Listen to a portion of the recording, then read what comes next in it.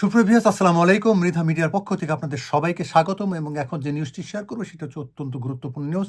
আর সেই নিউজটি হচ্ছে ডক্টর মোহাম্মদ ইউনূস। ডক্টর মোহাম্মদ ইউনূস হচ্ছেন বাংলাদেশের সর্বোচ্চ ক্ষমতার অধিকারী। তিনি হচ্ছেন অন্তর্বর্তীকালীন সরকারের প্রধান। তবে ইউকে আওয়ামী লীগ সহ কোনো আওয়ামী লীগই ডক্টর মোহাম্মদ ইউনূসকে মেনে নিতে পারছেন না। তারা তাকে বিভিন্নভাবে কটাক্ষ করছেন, সেই সাথে তারা হুঁশিয়ারি দিচ্ছেন যে অতি সত্বর তাকে ক্ষমতা ছেড়ে চলে যেতে হবে।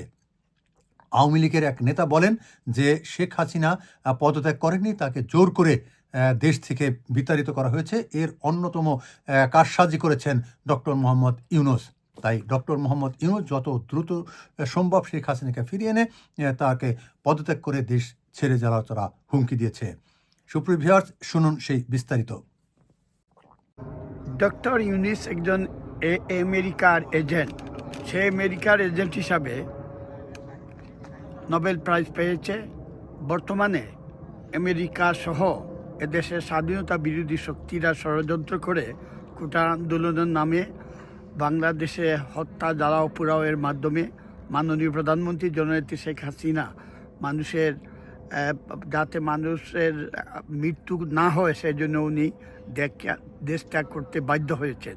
আমরা জানি বাংলাদেশে সেনাবাহিনী সহ অন্যান্য বাহিনী উনাকে জোরপূর্বক বাংলাদেশকে ত্যাগ করতে বাধ্য করেছে।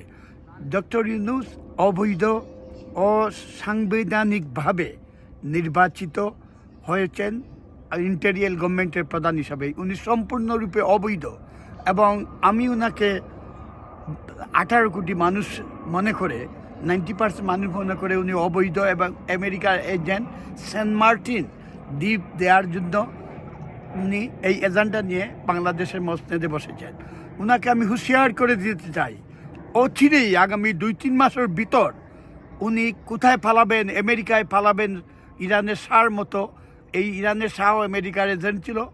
এই দশা ওনার হবে, কারণ বাংলাদেশের মানুষ ঘুরে দাঁড়িয়েছে এবং আমি বিশ্বাস করি অচিরেই মাননীয় প্রধানমন্ত্রী জননেত্রী শেখ হাসিনা আবারও প্রধানমন্ত্রী হিসাবে উনি পূর্ণ প্রত্যায়ন করবেন বাংলাদেশে, এবং বাংলাদেশে উনি প্রধানমন্ত্রী হিসাবে দায়িত্ব পালন করবেন।